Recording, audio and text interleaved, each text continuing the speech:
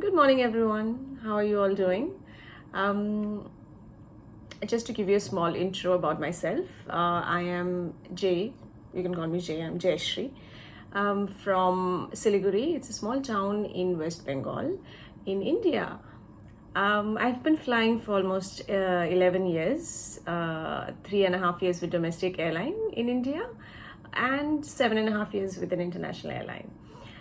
With my video, I aim to motivate and inform the future cabin crew from all over the world.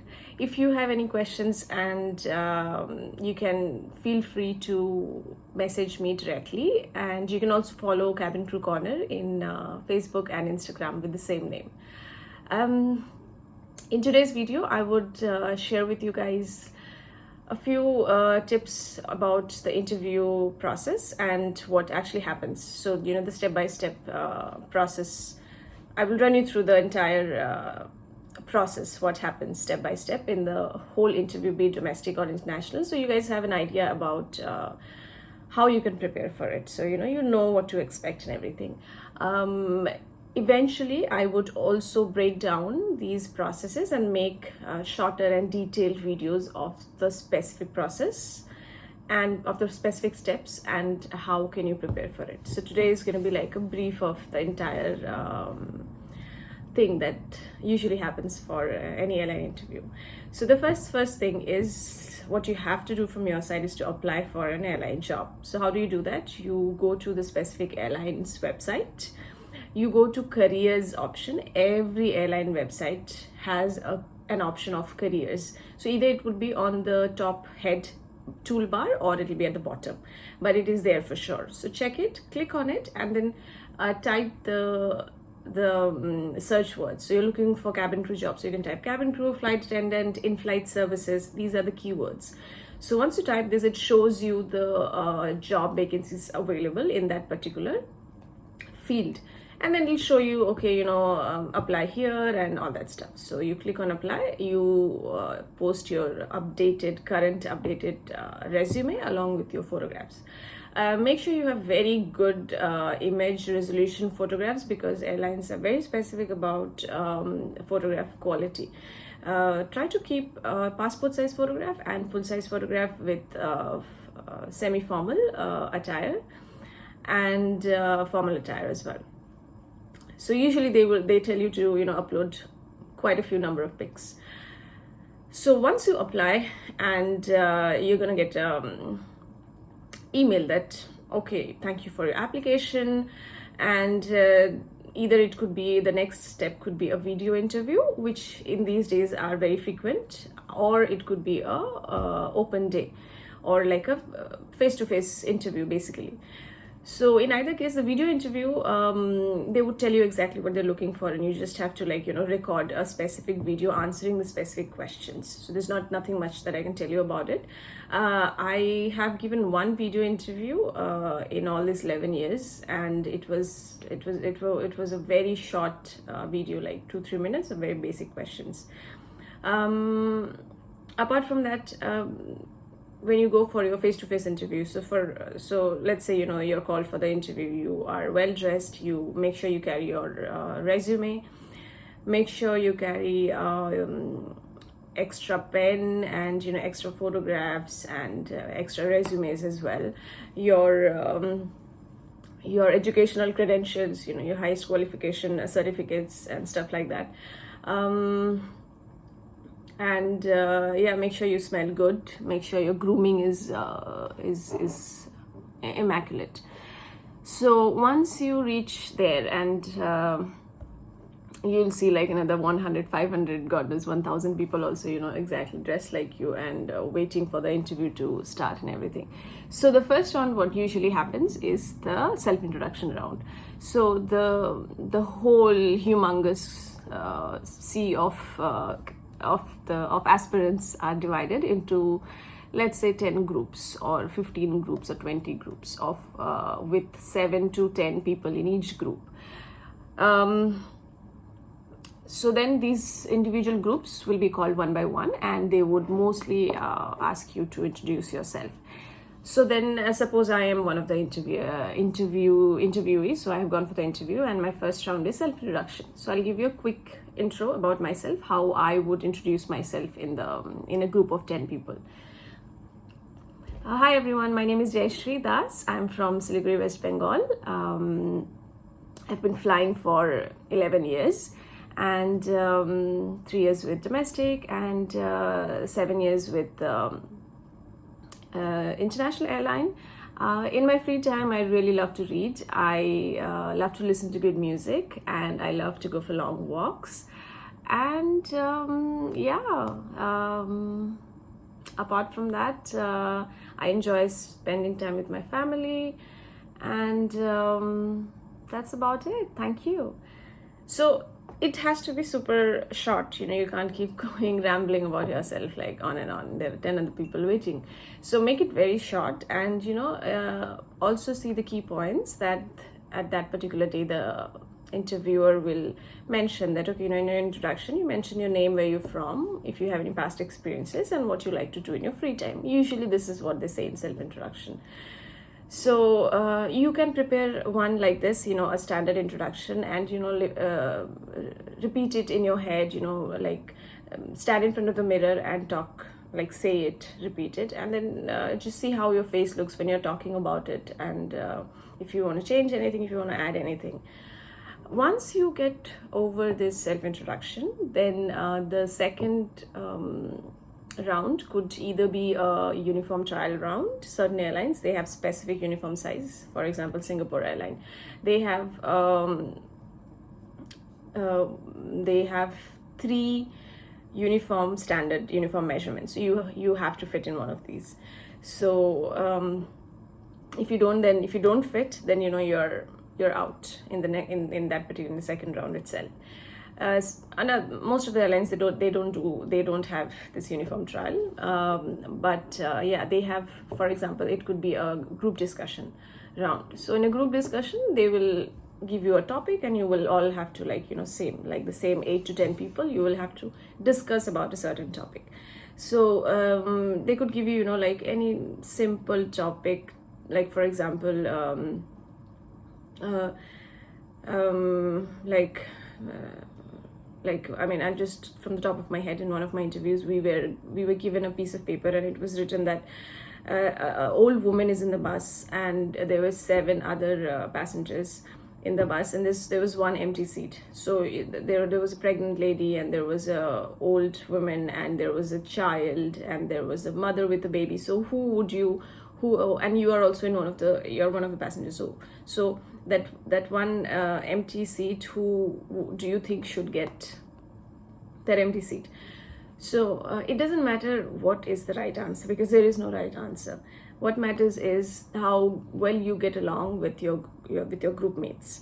So the interviewer is going to see, they're looking for this, what are you, how are you talking, how are you letting your group mates talk, share their ideas, their thoughts in the topic. So never ever try to dominate yourself in a group discussion, because it's a huge no. They will straight away reject you, no matter how good your communication skills are, no matter how experienced you are, no matter how well groomed you are. It's an absolute 0. So always encourage, use phrases like I totally agree with my friend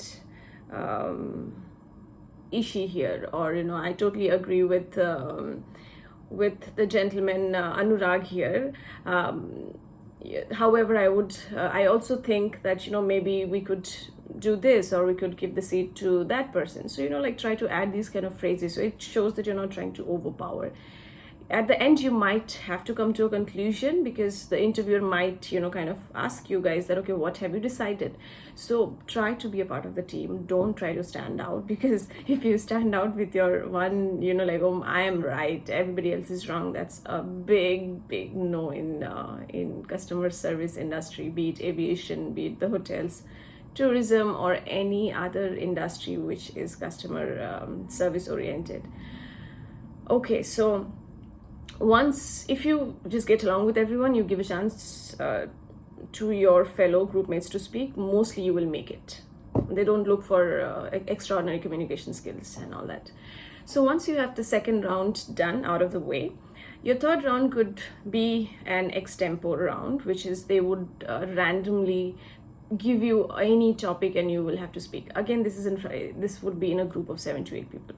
So the whole thing is, the interviewer, they see that how comfortable you are in a room filled with strangers. Can you speak a little bit if there's an emergency, if there's a medical or any other situation, will you be able to talk and find your way around it?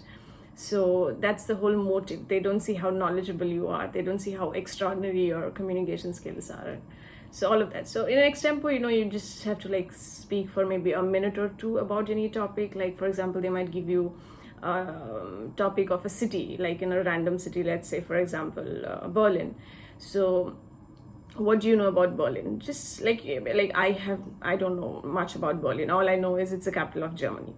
So you could say that, okay, Berlin is the capital of Germany, and I've never been to Berlin. I would love to visit the place. Germany in general is a very open minded place. People are very approachable, and they are very open towards tourists, and it's a very beautiful place, and especially during autumn. And they are very famous for their Oktoberfest. I mean, the whole of Germany is famous for the Oktoberfest, and they love drinking their beers and their mashed potatoes, and that's about it. So see, you make it, you be honest about what you know. You don't have to try to look, oh my god, I have traveled the whole world. There's nothing like that. So you speak what you know. If you don't know, you just come up with something. Okay, for example, you can okay, let's say I've never been to city in Jordan, for example. I've never been to Jordan, but I have seen a lot of pictures in Facebook. So I would probably talk, if I had to, about Jordan. Is that, well, Jordan is one of the Middle Eastern countries. It has a very hot and humid climate. It is a very popular tourist destination these past few years, and it's very close from the UAE. Distance wise, but you still have to take a flight, and it's famous for Petra. It's a historical ruins site and very, very popular tourist destination. I would love to visit once. And that's about it. That's all I know about Jordan. Thank you. So, like this, just try to, quickly think about what have you come across about a particular place or that particular topic. Presence of mind a little bit. Okay, so once the third round is done, pretty much all these rounds include your talking with a group. Mostly your last round is going to be with a panel of HR or just with one person. So if it's a panel of HR, they would it's basically they ask you the same questions. It's just that instead of one person, there could be 3 people or 2 people. So there's nothing, don't get intimidated by the number of people that you're facing on that particular day. Some airlines, they have just one person. It is very simple because it's less intimidating.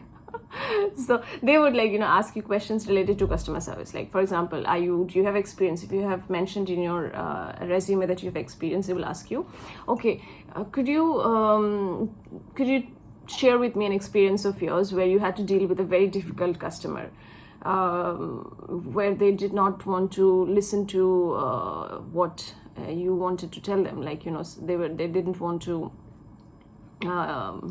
adhere to the company regulations. Like, for example, I was flying before, so the interviewer could ask me, how do you deal with a passenger who doesn't want to put seat belts when there is turbulent weather? Did you face any such situation, and how did you deal with it? So then I had to talk about my experience, how I dealt with it. So for example, I could say that I would be polite, but I would have to be assertive. That's what I was when I had to deal with such situations. And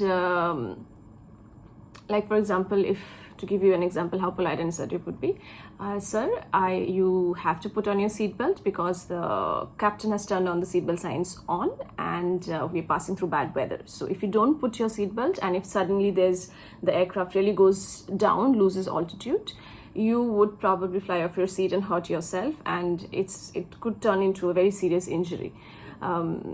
So humble request, please fasten your seatbelt. Okay, you told your point, passenger doesn't listen, so then what do? I would inform my senior about it, and then the senior could handle the situation. But mostly the passenger, they listen to you after an elaborate explanation like that. So like this kind of, they will ask you, about your experience and give specific examples, like, okay, you ever had to deal with a delay, so what did you do? So guys, I'm giving you these examples because I was flying before, and these are the questions that I had in my interviews when I went for my international interview. In domestic, they don't really ask you so much questions. They would still probably ask you, for example, like they would maybe give you a hypothetical situation, and they would ask you, what would you do in a situation like this if you have a delay of 4 hours on ground because of weather condition? So what would be your how would you deal with such passengers once they come on board? So you have to show that you are empathetic towards them. Such a difficult word to pronounce. So you have to show that you are empathetic towards their problem, that they had to wait for so long, and it's not easy because a lot of them might have connection, they might be hungry, traveling with kids and small babies and things like that. So these are the things that the interviewer is looking for. how helpful you are, how approachable you are, how friendly you are, how accommodating you are, what kind of team team player you are, if you're a team player or not. So these are the things, as soon as these things are marked in the HR's list, you're mostly gonna get the job. It's not a rocket science job, definitely. But because these things, customer service, at least in my country, it is kind of like, okay, you have to bow down. Yeah, there's nothing wrong in bowing down to people. It's you're not bowing down for free, because you're not a slave. You're being paid for that, and you're being paid pretty good for that. So it's like any other job, and just you see it like that. So alright guys, this is like a super quick brief about the entire interview process that happens. This whole process mostly would happen in one day. At the most, it might take 2 days for your final round with the HR face-to-face interview. Once all of this is done, you would get your golden call if you're selected, and then you will have your medicals. Medicals is a very quick physical body examination, your hearing test, your eyesight, mostly your height and your weight, your hemoglobin as well. Sometimes they do chest x-ray. It depends from which airline to airline, but these are the basic ones. So make sure that that's why it's important that you're fit while you go for all these interviews. Make sure your hemoglobin level is well, you're active. If you're active, that your hemoglobin level is fine. For some airlines, it's a big no-no if your hemoglobin is low. They literally tell you to do certain things, increase the level, and then come back. Same with the weight and height. So you can't increase your height, but make sure that it's in the same ratio as your height. Your weight is in the same ratio as your height. So that's it, guys. It was a pretty long video. I was trying to talk fast and finish it, but it took time. But I guess you guys got a gist of how the whole interview process looks like. Please feel free to get in touch with me. I would be more than happy to guide you guys. You can also drop a comment in this under the video, and you can follow me on Instagram and Facebook with the same name. Lots of love to you all, future cabin crew and whoever is watching this video, and that's it. Take care of your health, and be nice to everyone, more or less. And most importantly, be nice to yourself. Okay, All right then. See you in another video. Bye bye.